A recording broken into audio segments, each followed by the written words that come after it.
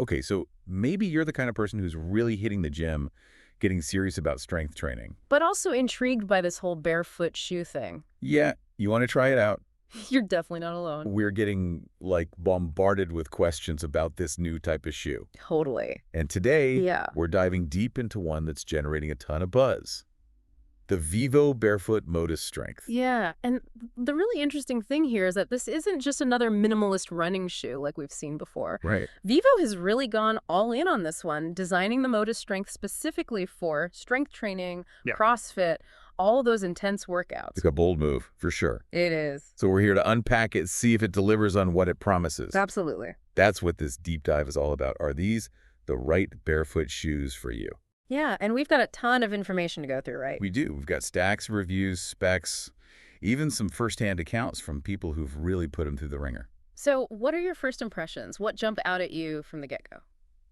Honestly, the first thing I noticed was just how different these look Right. from your typical Vivo, Totally. They've got this aggressive look, almost rugged. Yeah, I see that. Yeah, The design is practically screaming strength training. totally. It's not subtle at all. Not even a little bit. And I think that's intentional. Yeah. Let's break down why. Okay.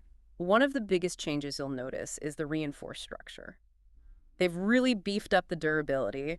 TPU overlays, high sidewalls. It's all designed to withstand those really demanding movements. Like rope climbs? Exactly. Rope climbs, box jumps, all those lateral movements that can put a lot of stress on a shoe. Yeah, I was watching a review earlier, and this guy was doing burpees in a puddle wearing these shoes. A puddle. Wow. A puddle. It was wild. They're not messing around with this shoe. They are not. It's clear they're going after a specific athlete here, someone serious about their training, who wants a barefoot shoe that can take some serious abuse. So not your average stroll around town kind of shoe. I mean, you could, but you might get some funny looks, right? Probably.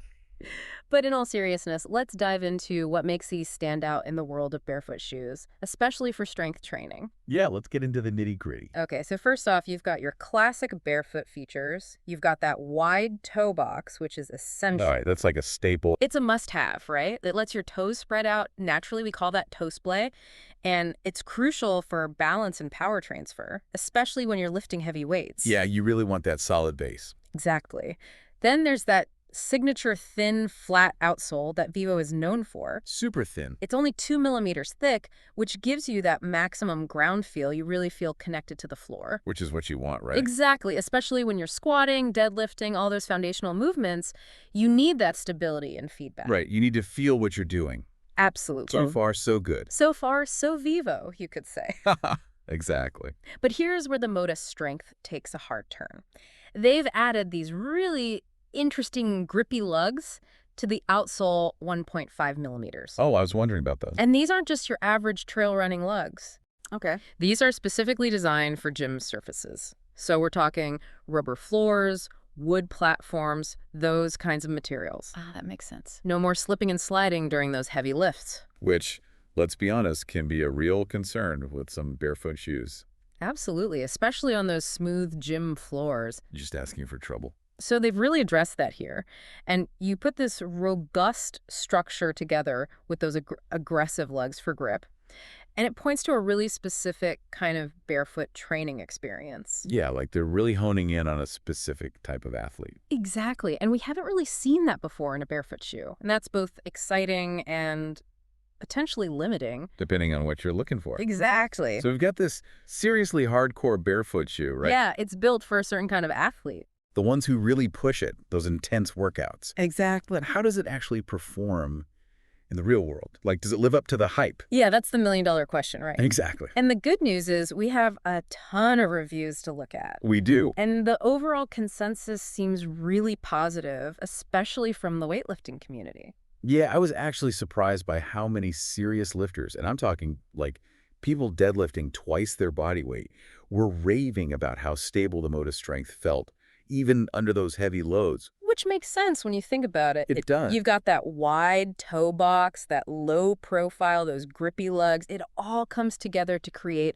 a really solid base for generating power and maintaining good form. Right, like it's all connected. Exactly. I even saw one review where this guy said it felt like he was lifting barefoot, but with, the added bonus of protection and grip. That's the dream. That's the holy grail of barefoot shoes. Finding that sweet spot between feeling the ground and having enough support to handle those intense movements, Totally. it's a tough balance to strike. Now, for CrossFit and functional fitness, the feedback was a little more mixed. Oh, interesting. Most people were really impressed with how tough the shoe is and how well it handled those really dynamic movements. Burpees, box jumps, all that. Yeah, those can be tough on shoes. Totally. But I did see a few people mention the lack of cushioning, especially if you're newer to barefoot training. Yeah, that's a fair point. Like maybe not the best for beginners. Yeah, it's something to consider, especially with all the impact involved in some of those CrossFit workouts. Remember we were talking about how this shoe is really geared towards a specific type of athlete? Right, right. If you're coming from traditional cushioned shoes, making that switch to the Motus strength, especially for something like box jumps or double unders, it might take some getting used to. Yeah, your body's not prepared for that. Exactly. You have to be really mindful of your technique and gradually build up strength in your feet and ankles. It's a process, for sure. It is. You can't just expect to throw these on and go all out on day one. That's how you get injured. Exactly. Yeah. Now, speaking of different activities, there was another interesting debate that came up in the reviews. Running. Ah, yes, the age-old question. Yeah.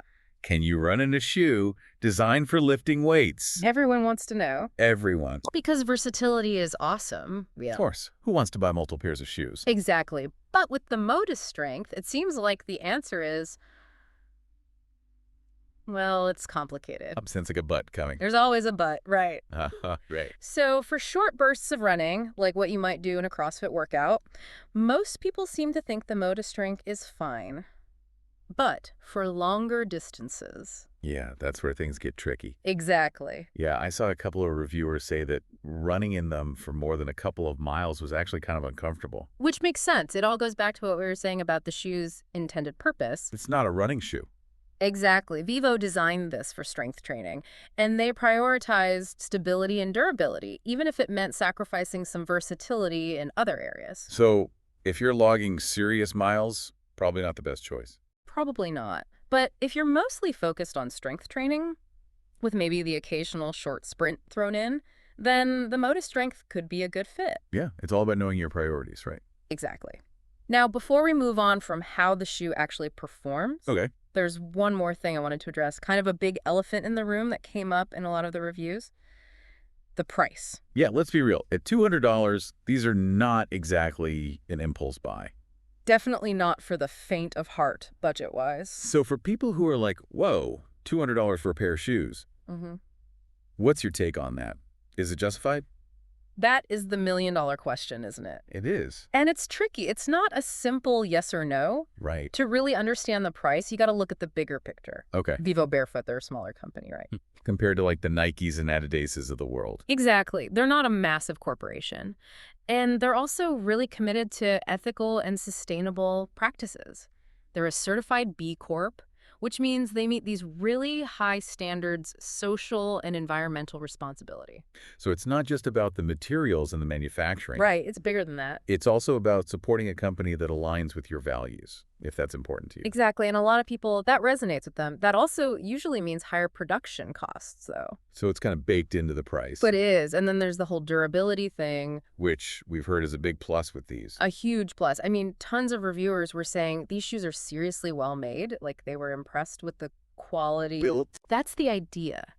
And when you think about it, a good, well-made barefoot shoe can last you way longer than a regular cushioned shoe. Yeah, you're not replacing them every few months. Exactly. So suddenly that $200 price tag doesn't seem quite as outrageous. It's an investment. Yeah. You're paying for quality, you're paying for longevity, and you're supporting a company that's trying to do things differently. Yeah, exactly. Now, with all that said... Still a good chunk of change. Oh, absolutely. $200 is $200. So if you're on a tight budget, there are definitely cheaper options out there. Of course. Even Vivo has some less expensive models, like the Primus Lite 3. Oh, yeah, those are great. Those are a good all-rounder, good for running, good for training, a bit easier on the wallet. We'll be sure to link to those in the show notes for anyone interested. Definitely. But going back to the Motus strength, if you're really serious about your strength training, like this is your jam. If you're committed to this barefoot approach, you want something durable, something high-performing, these might be worth that investment. It all comes back to your own needs and priorities. Always. I like that we're not saying these are a steal or these are a ripoff. It's more nuanced than that. Way more. It's Yeah. about the value, Yeah, understanding what your money is going towards. exactly. Okay, so we've talked about price, but what about comfort? Because a shoe can be amazing in the gym, but if it's torture to wear for more than 5 minutes, Deal breaker. exactly. And you might be surprised to hear this. Okay, But for a shoe that's designed for such intense workouts, the Motus Strength actually gets pretty high marks for comfort. really? Yeah. That's good to hear. Yeah, people say they fit really snug, almost sock-like, but in a good way. Not too tight. Not from what I've read. And the upper is supposed to be really breathable, which is key for those sweaty workouts. Makes a big difference. Huge. Although I did see a few people mention that there is a bit of a break-in period. Oh, right, with that TPU material. Yeah, it's super durable, but it can be a little stiff at first. So don't wear them for the first time to your heaviest lifting session. Probably not the best idea. But most people said that after a week or two, maybe a few workouts, the shoes molded to their feet, that stiffness went away, and they felt great. So they got to become an extension of your foot, which is what you want. Exactly. So there you have it.